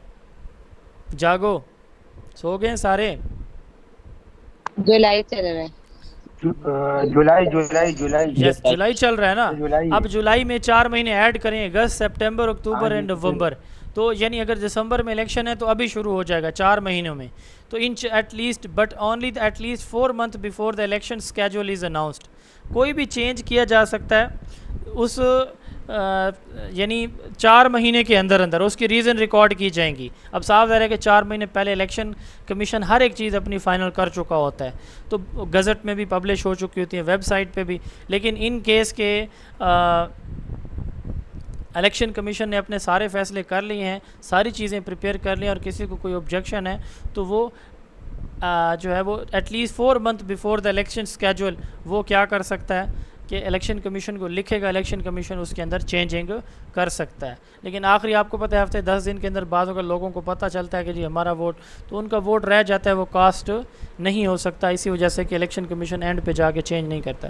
Preparation and computerization of the electoral roll. Electoral roll मैंने क्या बताया, क्या होती हैं जी? शाबाश, किसको कहते हैं? वोटर्स को कहा जाता है, वोटर लिस्ट को कहा जाता है? वोटर्स लिस्ट को। यस, ये वोटर लिस्टें होती हैं। इलेक्शन कमीशन वोटर लिस्ट जो है ये नेशनल लेवल पे, यस, नेशनल लेवल पे अगर नेशनल असम्बली का इलेक्शन है, प्रोविंशियल लेवल पे अगर सूबाई असम्बली का इलेक्शन है, और लोकल इलेक्शन बल्दियाती इलेक्शन जैसे हो रहे होते हैं, तो उनके लिए लोकल इलेक्शन के लिए भी ये इलेक्टोरल रोल जो है वो कौन तैयार करता है? इलेक्शन कमीशन तैयार करता है। ये लिस्ट रेगुलरली अपडेट की जाती रहती हैं। ये कब की, कितने अरसे बाद की जाती हैं अपडेट? जी, ये रेगुलर बेस पे होते हैं, एनुअल रिपोर्ट्स भेजी जाती है। वैसे अपडेट तो ये होती रहती हैं, लेकिन ये एनुअल इनका डाटा भेजा जाता है गवर्नमेंट को। बिल्कुल जी, रेगुलर। अच्छा, तो any print out from the commission system is an official electoral roll. कोई प्रिंट आउट जो कमीशन देता है वो इलेक्टोरल रोल होता है। अपॉइंटमेंट ऑफ रजिस्ट्रेशन ऑफिसर, तो ये रजिस्ट्रेशन जो है ना वो आरओ लगाते हैं, आरओ रजिस्ट्रेशन करते हैं। हर डिस्ट्रिक्ट के अंदर आरओ लगाए जाते हैं, रजिस्ट्रेशन ऑफिसर, और उनके साथ असिस्टेंट रजिस्ट्रेशन ऑफिसर ARO लगाए जाते हैं। ये फिर अपने लोअर स्टाफ से हेल्प लेते हैं और ये सारा रजिस्ट्रेशन प्रोसेस मुकम्मल करते हैं। रजिस्ट्रेशन प्रोसेस से मुराद 18 साल से ऊपर के लोग जो जिनको नादरा डाटा जिनका सेंड करता है कि जी ये लोग जो है इस महीने इस डेट को 18 साल से ऊपर हो चुके हैं इस डिस्ट्रिक्ट के, तो वो इलेक्शन कमीशन जो है डिस्ट्रिक्ट इलेक्शन कमीशन उसको अपनी वोटर लिस्ट के अंदर अपडेट कर देता है। नादरा की रिस्पॉन्सिबिलिटी जैसे मैं बता रहा था कि वो हर send data of every new CNIC, एक नया CNIC आता है तो उसका डाटा भेज देता है। अच्छा, इसके साथ साथ अगर किसी की डेथ होती है, कोई चेंज या कैंसिल होता है, कुछ एड्रेस चेंज होता है, तो वो भी इलेक्शन कमीशन को भेजते हैं। ऑटो सिस्टम है आजकल, आपको पता है, तो वहाँ पे वो अपडेट करते रहते हैं। रजिस्ट्रेशन ऑफिसर इसको अपडेट करता है। Objection must be filed with in the 30 days of publication of preliminary electoral roll. अब आज के दिन सपोज कर इलेक्शन कमीशन ने एक वोटर लिस्ट जारी कर दी है, तो फिर वो क्या करते हैं, 30 दिन का 10-15 दिन का टाइम देते हैं कि आएँ चेक करें। अगर किसी का कोई मसला है, किसी का वोट दर्ज नहीं है, गलत एड्रेस लिखा हुआ है, शनाख्ती कार्ड नंबर गलत है, या कोई भी नाम की गलती, वो आके अपनी दुरुस्तगी करवा ले, तो विद इन 30 days जो है वो ऑफिशियल लिस्ट पब्लिश होने के बाद कोई भी बंदा आके जो है वो अपना ये काम करा सकता है। अब वोटर कौन होता है? ऐसा शहरी पाकिस्तान का जिसकी उम्र 18 साल से ज़्यादा है, यानी 17 साल 11 माह और 29 दिन है, तो वो एलिजिबल नहीं है। ठीक है, वोटर लिस्ट पब्लिश होने तक। तो अगर उसकी 18 साल पूरे एज है, 18 साल 1 दिन है, तो वो एलिजिबल है। उसके पास एक CNIC होना चाहिए, चाहे वो एक्सपायर भी हो। ठीक है, not be declared mentally unfit by a court, जिसको अदालत ने ज़हनी, जिसका तवाज़न ख़राब हो, वो अनफिट मेडिकली ना किया गया हो mentally. Must live in the area, वो उस एरिया में रहाइश पजीर हो जहाँ पे उसने वोट कास्ट करना है। प्लेस ऑफ रेजिडेंट्स रूल, अब यहाँ पे कौन सा एड्रेस देखा जाता है, डोमिसाइल एड्रेस या CNIC एड्रेस? जी, कौन सा देखा जाता है? साहिब इल्म से सवाल है।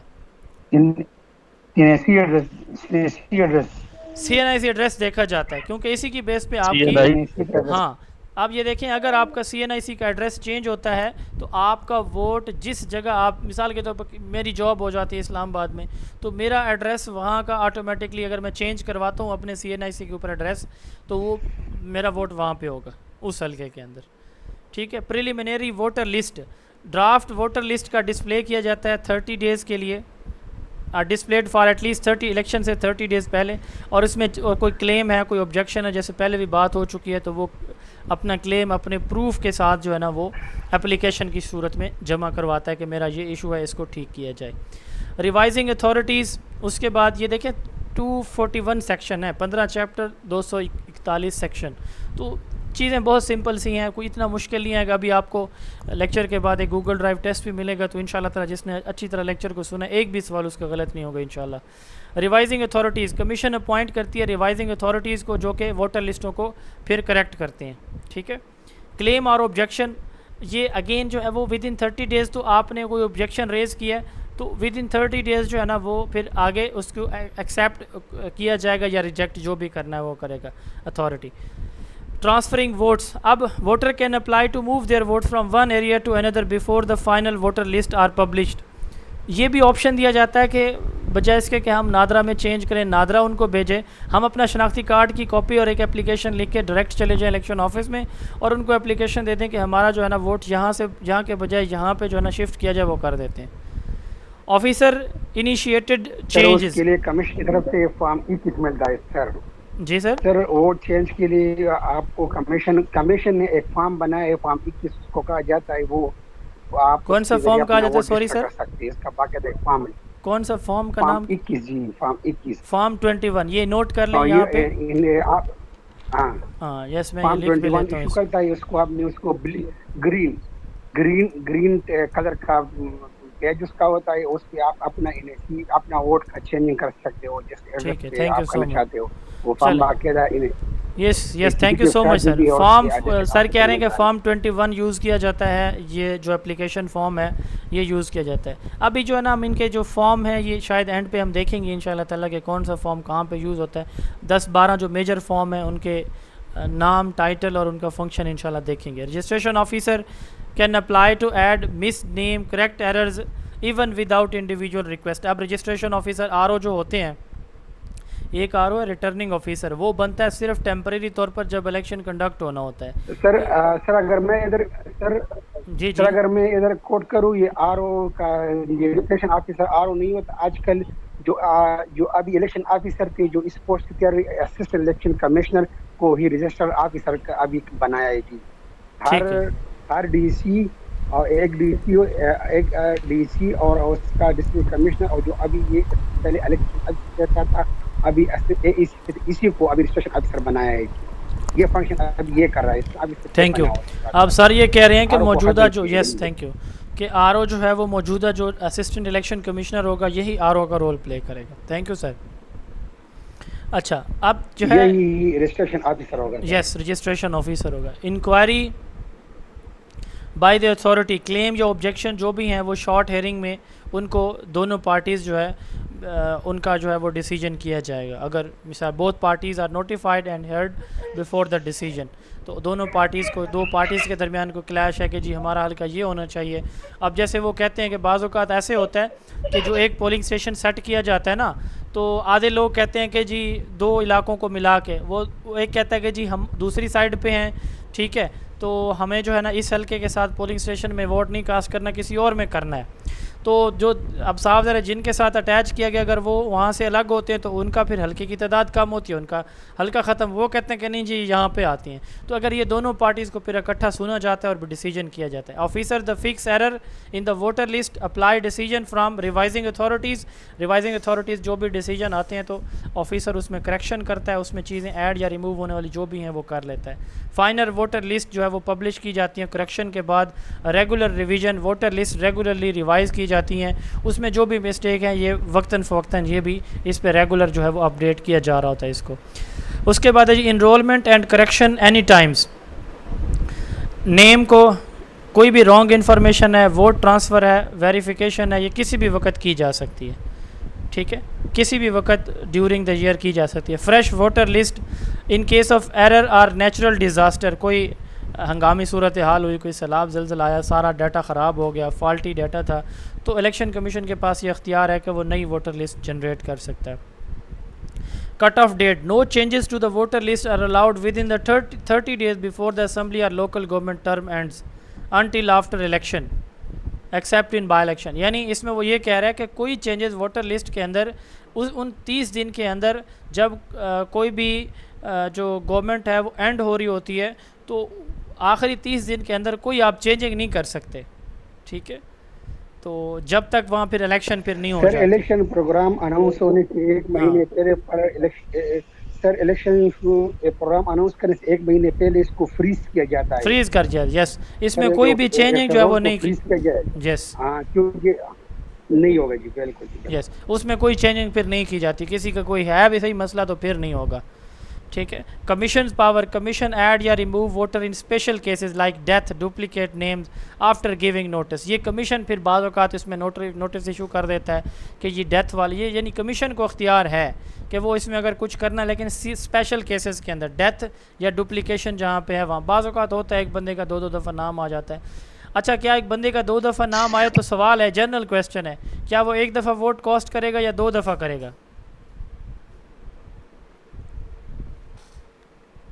एक वोटर लिस्ट के अंदर एक बंदे का 2 दफ़ा नाम आ गया तो उसको एक दफ़ा वोट कास्ट करने दिया जाएगा बाय लॉ या 2 दफ़ा?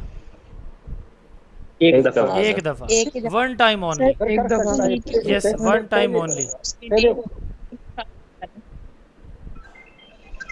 अच्छा, final voter list are available for public को दे दी जाती हैं, कैंडिडेट्स को भी दे दी जाती है सॉफ्ट कॉपी फ़ोटोज़ की शक्ल में, जहाँ पे या सॉफ्ट कॉपी वैसे दे दी जाती है, और इसमें कैंडिडेट जो वोटर है उसका नाम और आगे उसकी तस्वीर भी लगी होती है।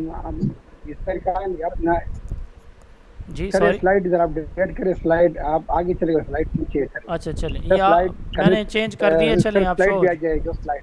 अच्छा, अब मैं ये बता रहा था कि ये वोटर्स लिस्टें जो है वो कैंडिडेट जो कंटेस्टिंग कैंडिडेट उम्मीदवारों को दी जाती हैं। Validity of the list once publish voter list remain valid until officially updated. जब एक दफ़ा पब्लिश होके आ जाती है तो जो प्रिजाइडिंग ऑफिसर है ये उसी को फॉलो करने का पाबंद है, उसको अपडेट नहीं करेगा। रिपोर्टिंग डेथ्स, लोकल डिपार्टमेंट जो है वो डेथ की जो भी रिपोर्ट्स है हर 3 महीने के बाद जो है वो इलेक्शन ऑफिस को भेजेगा, ताकि क्योंकि ये लोकल गवर्नमेंट के पास डेथ सर्टिफिकेट वो इशू करते हैं जो local government and union council के जो सेक्रेटरी वगैरह होते हैं, तो वो फिर हर 3 महीने के बाद जितने भी डेथ सर्टिफिकेट है उनकी डिटेल वो भेजेंगे। Sharing information with the NADRA, updated voter data जो है वो नादरा के साथ शेयर किया जाता है, ठीक है। 1 वोट ओनली, जैसे मैंने बताया कि कोई शख्स 1 वोट एक दफ़ा कास्ट कर सकता है, 2 नहीं कर सकता, ठीक है। Minor mistakes don't invalidate the list, कोई छोटी सी मिस्टेक है, मिसाल के तौर पर किसी का नाम महमूद है और उसका शनाख्ती कार्ड पे नाम महमूद MEH लिखा हुआ है और वोटर लिस्ट पे MAH लिखा होता है, तो इसके लिए जो है ना वो वोटर लिस्ट वैलिड मानी जाती है, उसको चेंज नहीं किया जाता। जब उसकी तस्वीर मैच कर रही है, CNIC नंबर मैच कर रहा है, तो इस तरह की जो माइनर चीज़ें हैं ये फिर वो की जाती हैं। तो ये था जी आज का हमारा लेक्चर। इंशाअल्लाह ताला हमारा 2 माह का सेशन होगा, मुकम्मल सेशन होगा। इसमें जो हमने सिलेबस की बात की है, ये सिलेबस है आपका, ये सारा हम कवर करवाएंगे इंशाअल्लाह ताला। हमने रजिस्ट्रेशन फ़ीस इसकी रखी है सिर्फ 2000 रुपीज़। अगर आपको आज का ये लेक्चर अच्छा लगा, इसकी वीडियो रिकॉर्डिंग भी अभी आपको मिल जाएगी, तो आप हमारा ये सेशन ज्वाइन कर सकते हैं। सिर्फ 2000 रुपये 2 महीने की फ़ीस है, मुकम्मल फ़ीस है, दोबारा ये फ़ीस नहीं चार्ज की जाएगी इंशाअल्लाह ताला। तमाम जितने भी आपके सब्जेक्ट एरियाज़ हैं उन पर लाइव लेक्चर होगा, हर लाइव लेक्चर की वीडियो रिकॉर्डिंग दी जाएगी और हर लाइव लेक्चर का आपको जो है वो एक गूगल ड्राइव टेस्ट लिया जाएगा और उस टेस्ट के MCQs, टेस्ट ऑनलाइन होगा बट उस टेस्ट के MCQs PDF में भी बाद में भी आपको भेज दिए जाएंगे, ताकि आप उसको दोबारा अगर प्रिंट लेना चाहें, वैसे पढ़ना चाहें, अपने पास सेव रखना चाहें, तो वो भी आप रख सकते हैं। तो सेशन इंशाल्लाह ताला हमारा आज पहला था, कल भी सेकंड लेक्चर होगा, डेमो ज़िंदगी रही तो इंशाल्लाह परसों फिर 3rd लेक्चर होगा। आप लोगों को क्वेश्चन है तो पूछ लें। सर एक रिक्वेस्ट है, जी जी रिक्वेस्ट है सर, एक रिक्वेस्ट है जी जी जी जी सर। ये टाइम 9 बजे, आप इसे 9 बजे टाइम रखा है, क्योंकि नमाज आजकल 9 सवा 9 मैं खुद जमात बाजमात नमाज पढ़ता हूँ। मेरी बात सुने, मैं 5 वक्त अल्हम्दुलिल्लाह जमात के साथ नमाज़ पढ़ने का आदी हूँ। आज मुझे भी दुख हो रहा है कि मेरी नमाज़ फौत हो गई है जमात के साथ और मुझे घर पढ़ना पड़ेगी। मैंने अभी तक पढ़ी भी नहीं है सर, मैंने भी नहीं पढ़ी साहब, ज़रा मैं भी अभी पढ़ूंगा। चलें इस पे टाइमिंग कल दोबारा इसको चेंज कर लेते हैं। अगर सर इसका पेपर इलेक्शन कमीशन खुद लेगा कि PPSC इलेक्शन कमीशन खुद लेगा सर, टाइमिंग का कर लेंगे इंशाल्लाह, नेगेटिव मार्किंग नहीं होगी। जी सर, थैंक यू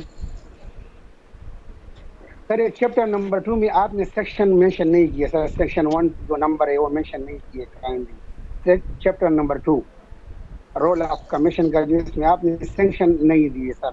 आप स्लाइड चेक करें सर।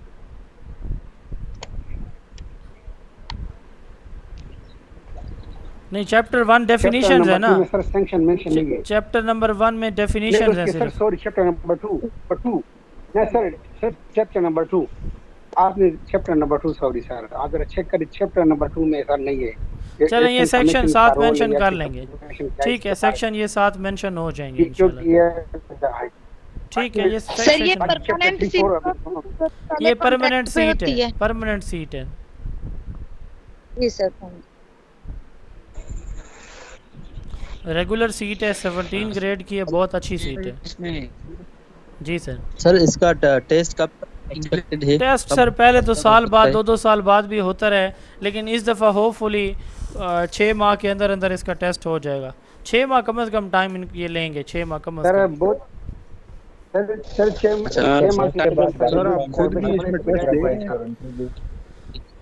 तो मैं टेस्ट दे रहा हूँ, मैंने अप्लाई किया, मैं टेस्ट तो दूंगा साफ ज़रे। मैं आप लोगों को इतनी मेहनत से स्लाइड्स हम बनाएंगे, पढ़ाएंगे, तो चलें टेस्ट। मैं वैसे जो भी स्टूडेंट को सेशन लेता हूँ तो मैं कोशिश करता हूँ कि वो टेस्ट मैं खुद भी दूँ। तो ये भी मैं भी सर दूंगा आप लोगों सर से। सजेशन अगर स्पोर्ट्स को 2 महीनों में कंप्लीट तो अच्छा होगा सर। 2 महीनों में 2 होगा महीने से इंशाल्लाह, ज्यादा इंशाल्लाह नहीं 2 करते महीनों हैं। में होगा। अभी ये क्योंकि देखें इसके आजकल आर्टिकल सर कमीशन 40 बड़ा एक्सपेडाइट हुआ है। इसके सेक्शन 46 हमने आज कर लिए हैं। पहला दिन था इसमें इंट्रोडक्शन और शुरू में कुछ डिस्कशन पे भी टाइम लगा है, तो हम 1 घंटा 10 मिनट 5 मिनट का लेक्चर लेंगे तो इंशाल्लाह ताला आपको 2 महीनों में हम सेशन क्लोज करेंगे हर सूरत ज़िंदगी रहे इंशाल्लाह। सर 6 महीने में तो टेस्ट होगा, उसके बाद दूसरा ऐसे वाला टेस्ट और फिर इंटरव्यू, वो फिर जल्दी हो जाता है। वो फिर आजकल आपको पता है कि वो OMR होते हैं, वो आपका 2-4 दिन हफ्ते के अंदर अंदर रिज़ल्ट MCQs वाला बन जाता है। सर अभी भी कमीशन ने तकरीबन संडे को टेस्ट लिया है, जूनियर और सीनियर असिस्टेंट को OMR शीट भी लिएगी। हाँ वही मैं कह रहा हूँ ना कि OMR से तो इतना प्रॉब्लम नहीं है। चलें जी, कोई और सवाल किसी का है? नहीं तो कल मुलाकात होगी आप सबसे। बहुत दुआएं आप सबके लिए, अल्लाह ताला का कुछ करे कि नमाज का टाइम का इन सब का एहसान होगा अगर ये हमारे साथ तावन करेंगे, क्योंकि मैं तो सच्ची बताऊं मुझे तो जब जमात के साथ नमाज ना पढ़ो मुझे तकलीफ होती है। नहीं 9:30 वाला सर फिर बहुत लेट हो जाएगा, 11 बज जाएंगे। सुबह की नमाज भी फिर 4:30 बजे होती है, तो फिर सर ये बेस्ट टाइम है हर जगह। 9:30 चलें देखते हैं। फिर 9:15 बजे जमात की नमाज भी आजकल 9:15 बजे। अब सर देखें ना, आपके पास 9:15 है, हमारे पास भी 9:15 है, तो वो 9:15 नहीं रहेगी। 15 दिन बाद फिर वो नमाज पीछे आ जाएगी। तो चलें इस पे दोबारा वोटिंग करवा लेंगे टाइमिंग पे इंशाल्लाह। 15 दिन गुजारे करें।